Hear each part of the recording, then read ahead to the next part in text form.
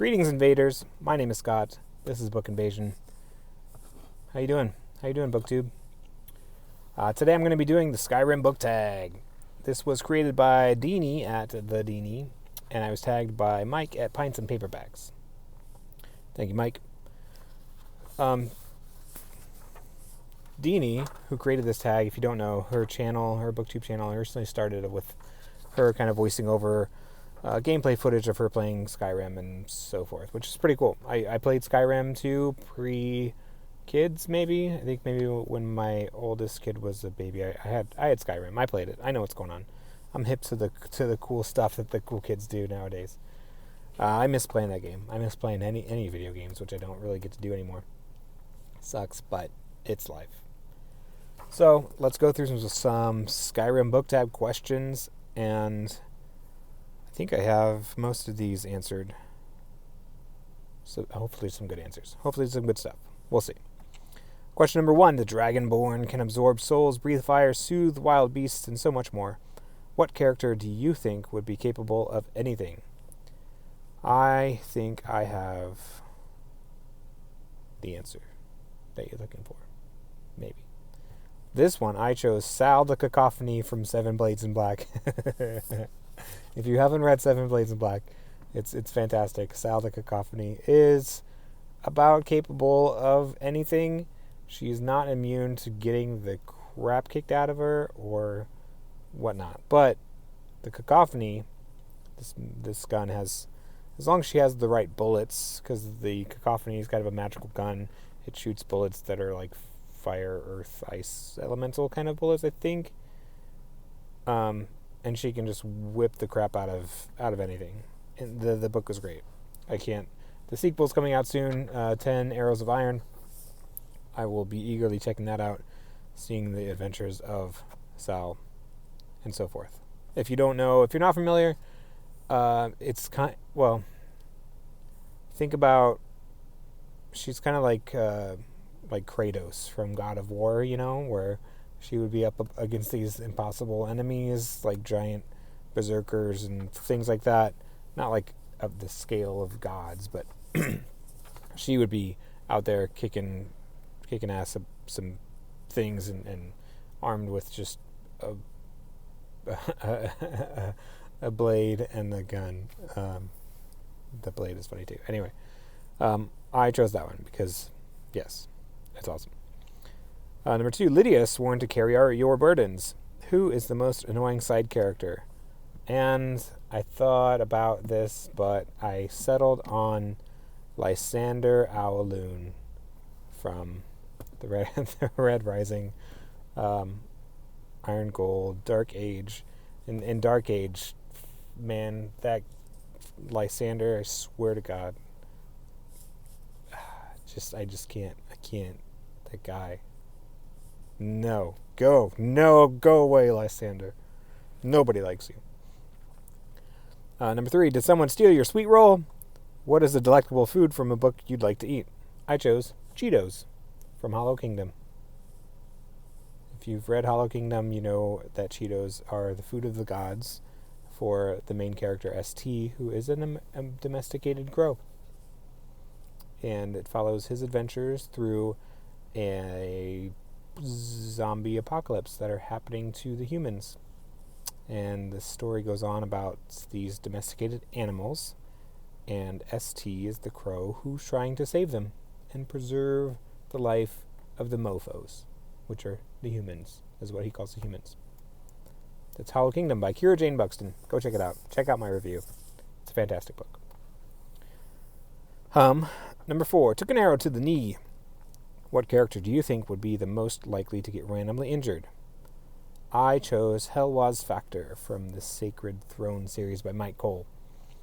So Helwaz is a character who kind of fell upon the heroic role, so to speak, and she's not very good at it initially, and she has to fight demons, or what we might think are demons, and she gets hurt a lot and injured randomly. So yeah, I think if she were out and about, then something massive would happen and she would get injured, because she does a lot in the book. Aedra versus Daedra, number 5. What's the most interesting force of good or evil or otherworldly source of power that you've found in a book? I chose the Black Iron Gods from the Gutter Prayer / Shadow Saint by Gareth Hanrahan. This was kind of a story about a town where there's a war of the gods that's happening, and the town that the book takes place in is kind of a neutral territory, so to speak. So there's not really war going on amongst this city until something happens and these Black Iron Gods are kind of unleashed. So, without going into too much depth, I thought the mythology of that and the way that that story was told in kind of this dark mythical fantasy was really cool. I have not read Shadow Saint yet. I have a copy of it. I'm eager to get into that to kind of get a better idea of how the mythology would work with that. Tamriel is full of double-crossers. Who is your favorite deceitful or suspicious character? For this one, I chose the Light of Rossus, or Barrow, from Velocity Weapon, which was a sci-fi book by Bang & O'Keefe that came out last year. I have a review for it filmed. It should be up before or after this. But Barrow, aka the Light of Rossus, is the AI, the intelligent AI of a spaceship that's technically a weapon, faster than light travel weapon.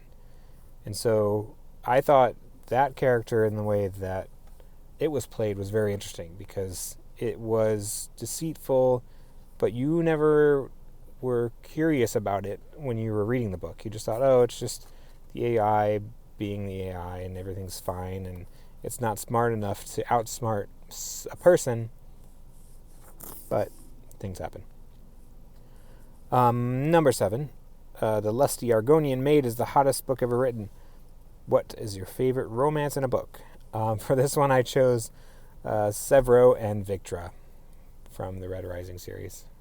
Because, it's Severo and it's Victra. They're freaking insane. They're maniacs. They like to dress themselves in carcasses of animals and play with knives all the time.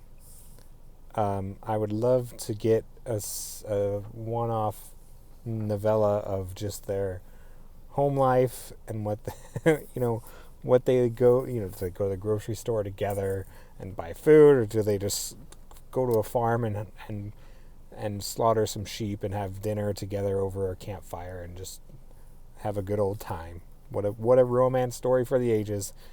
Severo and Victra. Good stuff. Number 8, Stealth Archer is the obvious and most practical character build.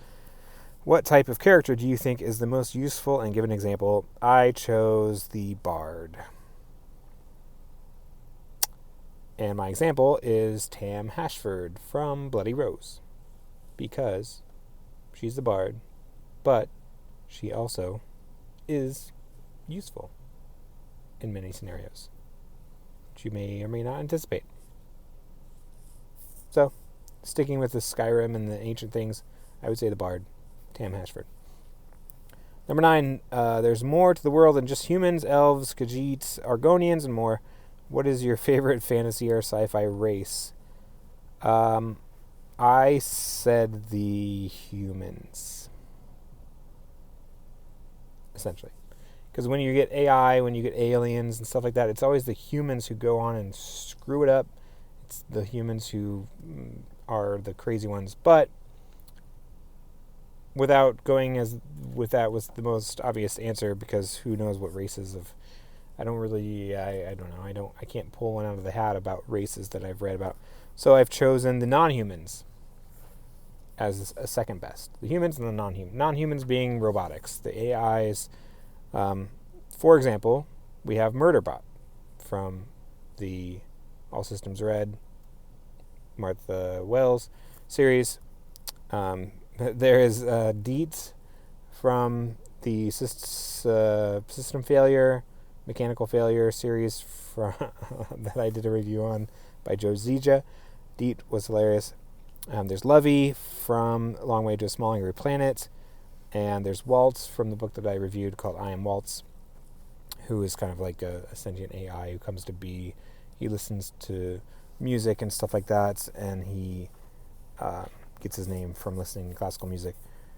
And then Lovey from Long Way to Small Angry Planet, her character growth and love story that happened in that book was very interesting. Murderbot obviously has his issues, and that's just a great story all around. And Deet is a robot who is the second in command to Captain Rogers in those books. Those are just some great robotic characters. Last one, 10 glitches. Dragons freaking out midair and giants sending you sky high. What is a surprisingly or funny or unexpected thing you found in a book? I would say the entire book of Hollow Kingdom by Kira Jane Buxton. That entire thing was surprisingly funny, and it was very unexpected because I didn't know what it was going into it. You can't really classify it in a specific genre. Is it like a post-apocalyptic? Is it horror? Is it fantasy, I guess? Because you're in a mind of a domesticated crow called ST for short, and his bloodhound companion named Dennis, and the aura of which the nature speaks to them and the birds. And then there's also like the ocean language. There's possums and things, but all the while he's raised by a guy named Big Jim, and so that's where he gets all of his life lessons from, is sitting with Big Jim. And there's Tina from Tinder and he watches like all the America shows on TV and eats Cheetos and drinks beer and stuff like that. So that's how this character was raised. And so once the zombie apocalypse hits and Big Jim is kind of out of commission, he has to go on a mission to rescue the ways of the domesticated animals and the humans. Anyway, that entire book was fantastic. You should read it. That is my Skyrim book tag. Who do I tag? I'll tag Ramsey from Rogerthon. I'll tag let's tag Beth from Bookmark Beth. And let's tag